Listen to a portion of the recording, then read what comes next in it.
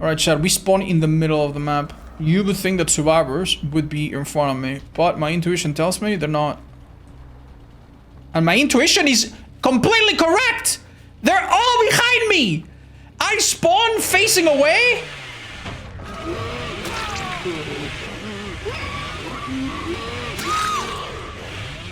And most of the map is like in front of me, and somehow the game spawns these 4 guys behind me. And I don't have any info perk to find them, so...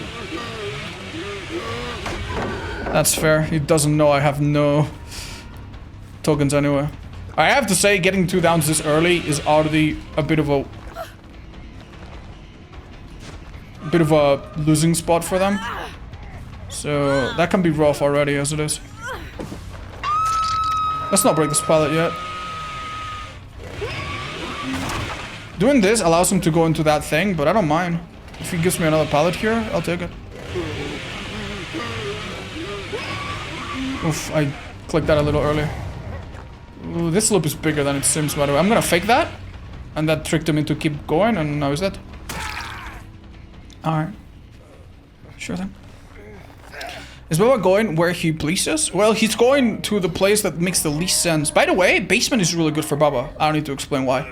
But that hook up there, that's not a one-time thing. That hook there is guaranteed to spawn there. So if you do not have the spawn in main, but you're one of those annoying killers that can kind of defend an area, you can hook up there, put a trap as a hag or something, and it's really broken, man. It's really disgusting.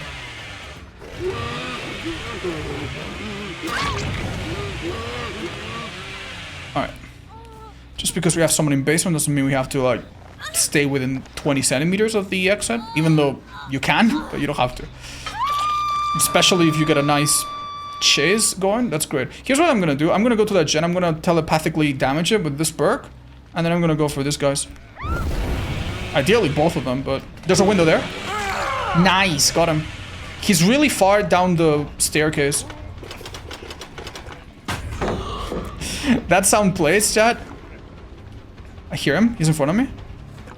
He's in front of me, but he's so far and I got slowed down. That sound plays if you have no charges and you press the button. I hook him in basement. I waited a second just in case something funny happened. I hook him in basement. In the back, and then I go harass that gen.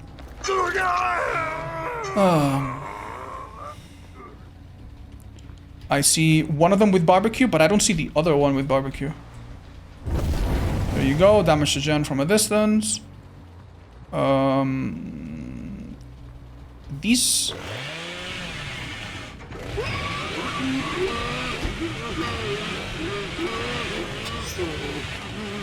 Little while, huh? So, you might wonder, why did you do that whole back and forth movement there? Unlucky. Why, is that just to show off or something? The reason you do a little back and forth is to force the survivor to go around the loop and mirror your movement. And when you turn around, it's not like they are grannies with a bad reaction speed. When they turn around and you start going the other way, the problem for them is that you have gained too much speed. This is not maybe obvious. The game doesn't really explain it. But Bubba, like many other killers, his power has a speed curve. You start not very fast, but then gain speed, right? Maybe it's not obvious. So if you do a little bit of like that sort of maneuver, no need to wait out a dead heart if a survivor falls, because they cannot use it for a second after falling. Oh, hi.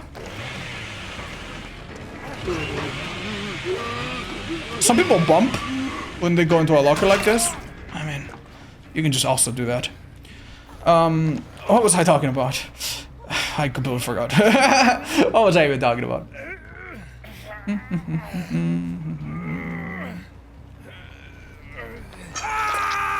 Speed curve. Yeah, so you start doing that, and by the time you turn around, if you are very, very, very tightly, you know, shaving off around the loop, you will be so much faster than them. And there's no counterplay on the survivor side if they play by your rules. The only way for them to counter you is to run away and hope that you don't see them, or to make an aggressive guess about which direction you're gonna go and commit early. I've played against a Bubba or two that were really, really good. I played against two really good main Bubbas here and there. And they are disgusting, man. They are disgusting.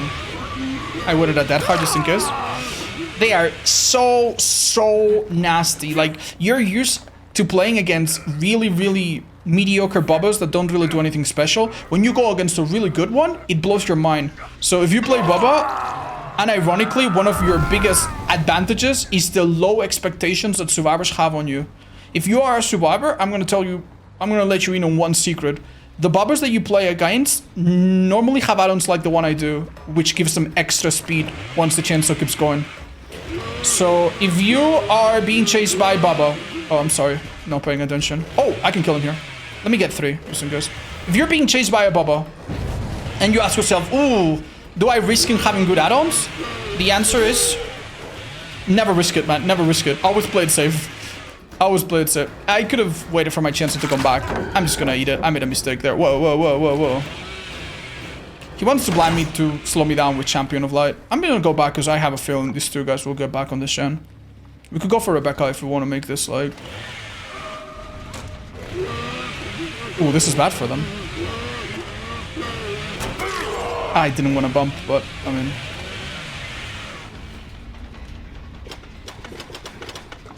Okay. Well, it would have been nice to hook Rebecca than 2 hooks on everyone, but...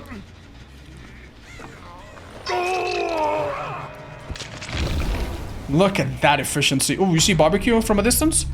I can break this. Maybe this girl thinks for a second that I'm onto her or something. But in reality, let's go for this guy. Right, we haven't used Bamboozle a ton this match, but I feel like this is a good time to use it. I'm gonna fake my chainsaw. That works on Billy as well, by the way.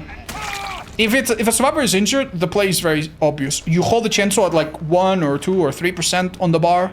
They go past it, then you stop, then you M1 them. But if the survivor is healthy, and the loop is very big, with Billy, not with this killer so much, but with Billy, oh, they did 1 gen. What you do is you hold the chainsaw. When they get past the pallet, you stop the chainsaw, and then after a second you start it again, and bam, hit them with a nasty curve around the car or whatever it is you're doing. You can normally hit a survivor. If you chase them from really up close, you can hit them as you're falling. Yeah, I'm quite out of practice on this killer, and I'm really not the best. But it feels really good when you're not super amazing at Bubba and you land some of these hits. I could try to hook far away. Yeah. This girl's not... For some reason, she's not resisting. So I'm gonna hook far away, and it increases my chances to find this person with barbecue. Because it covers more of the map, right? 40 meters away. Let's have a look. I do not see a single person. I think I know where she is.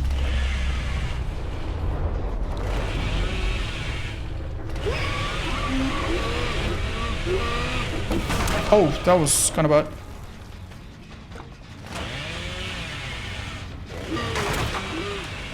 Wait, guys, 1 second. I need to regress gens. Oh shit, that was good. That was nicely done by her. You got nothing now. What are you gonna do? That heart! No. Alright. So this match, obviously, we don't know how it would have ended, but like, I think it proves one thing. At the start of the game, you need to turn your brain on, and you have to assume that the game can just trick you by making you look into a direction that looks like it could have survivors. Like, when I spawned, I looked into the direction of the shack, and there were multiple gens there. And the gens were blocked by my corrupt intervention. So it's just so logical to think that you would find maybe everyone at shack. It would have made sense, and it could have happened. But I didn't trust it. I checked behind me. I would have checked for 1 second. And in that 1 second, I saw the survivors. And that led to a start that could have been, you know, so good for us. And it really was good for us. So yeah, just a lesson to be learned from this match. I thought it was interesting. Late GG's.